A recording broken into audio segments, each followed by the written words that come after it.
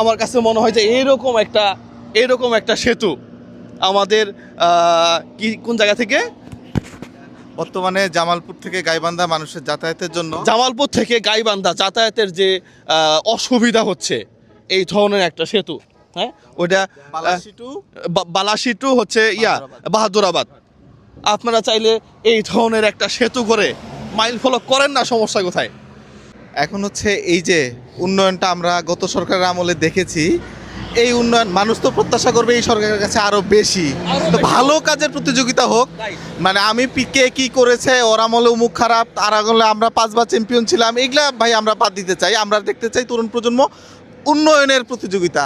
আপনারা এরকম সেতু আরও 5টা বানান, যেখানে যেখানে প্রয়োজন বানান। বিশেষ করে জামালপুরের কথা বললো, দেওয়ানগঞ্জের বাহাদুরাবাদ টু বালাসীঘাট একটা সেতু, একটা সময়ের দাবি। উত্তরবঙ্গের এই এতগুলা জেলা মানুষের জন্য এটা একটা প্রয়োজন, আমি এটা অ্যাপ্রিসিয়েট করি।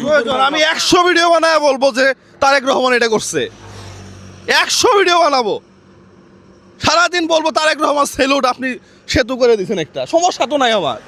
শেখ হাসিনার নাম বলতেছি না আমি, করেন, কাজ করেন।